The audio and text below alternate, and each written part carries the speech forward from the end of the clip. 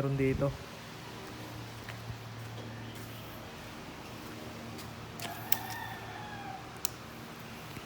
Ayan, so simulan na natin dito sa unahan. Ayan, syempre yung ating visor. So hindi ko na babanggitin yung presyo kasi may binigay naman ako sa price list. Ayan, tapos kaya ako binidyo na lang, hindi ko na pinicturean para mapakita ko rin sa iyo yung mga parts. Ay ba yan? So itong side mirror, yan may mga carbon na yan, nakadikit. So wrap lang naman siya, hindi siya ano. So kung gusto mong tanggalin, pwede naman kung sakali. Yan. So yung mga sticker na to, yung mga pula na yan, yan pwede pa yan tanggalin. So ako lang nag-design yan. Then itong ating yan, nakaano na rin to. Yan, kung napansin mo, makintab siya. Yan, nakarap din yan, ako lang din tumira yan. Saka itong part na to, yan, wrap din yan. So kumpleto naman yan ng mga parts. So yan, nakadikit lahat. Adjustable, may lever guard yan. So na-adjust siya, kabilaan. Yan. So adjustable. So steering damper. So meron na rin yan. Ito nga rin. Yan. So hindi rin masyadong gamit yan. So dito sa may loob, hindi natin ang flash. Masyadong dito.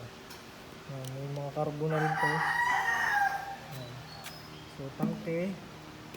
Tapos cover. Yan. Yung side na to. Yan. Tank grip. Yan. Tapos yung sinasabi ko yan, pillion, tsaka driver. Siyempre naka-customize yan. So puro aftermarket na yung parts natin. So slider. Yan. So alloy slider din yan. So ito yan, medyo mabigat-bigat din to kasi carbon. Yan. CNC din yan. Tapos yan, engine cover para sa protection ng engine. So oil natin na taklob yan. Yung mga pansin puro pula. Yan. Engine card side, yan yung mga nasa listahan natin. Yan ito. So aftermarket lahat yan na nakikita mong kulay pula. Yan ang ating exhaust. Yan, bago pa yan. Halos nito ko lang nabiling taon ko. Yan, so yung mga slider, axle, kompleto yan. Yan, pati pala to. Yan, kung napapansin mo, yung food pack ng ating passenger, yan, is nakarap din, carbon din. Yan. Tapos yung ating brake master, hindi na to stock. Racing Boy, tapos naka-hydraulic switch. Meron siya ng Racing Boy para siyempre pag bumbrake tayo, ilaw tong likod. So naka-tail tidy. So yung ating stock na fender naman ay nasa bahay, pwede ko ibigay sa'yo kung sakali. Yan. So yan. Yan. So punta tayo dito sa yan, sa chain cover. Kung napapansin mo is naka-carbon din siya, naka-wrap din. Hindi siya nakita, medyo madilim na. Tapos dito, siyempre same sa kabila, may mga cover din yan. Then yung ating, hindi lang masyadong, pero may picture naman ako yan. Naka-sprocket CNC din yan. Kulay pula, repainted ko. So yan, slider. Ba? Wala masyadong, then ito, ang ating axle dito is CF Moto ang brand nito. Yan, talagang pang CF Moto yan. So yung ilalim natin, kompleto yan. Yung mga engine guard na. Cover, kompleto. So hindi siya all-in, sticker lang yan. Pati yung ating mags, hindi yan Marchensi.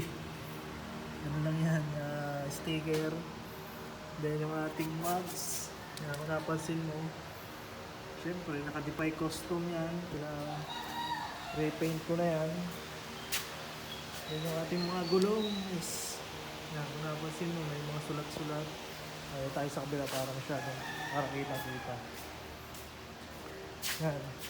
So, ako lang din tumira ng marker niya ng mga gulong. Yan. So, yan yung ating unit.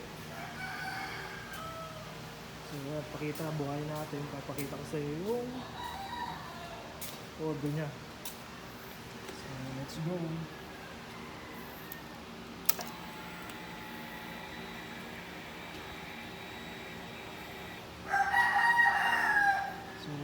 Yan pa lang talaga ang audio niya. Ayan. Focus natin. Yun. 4548 sa ngayon. Pops. Ayan. Nakita mo naman, poging-pogi yung unit natin. Alagang-alaga ako kasi yan.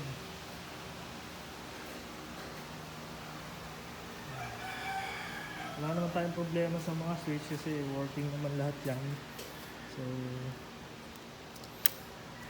ikaw nang bahala, mag-decide ka na lang. Kung gusto mo talaga. So, meron ka na dito ng CP holder. Yan. Yan. Napaka-case ng Pops.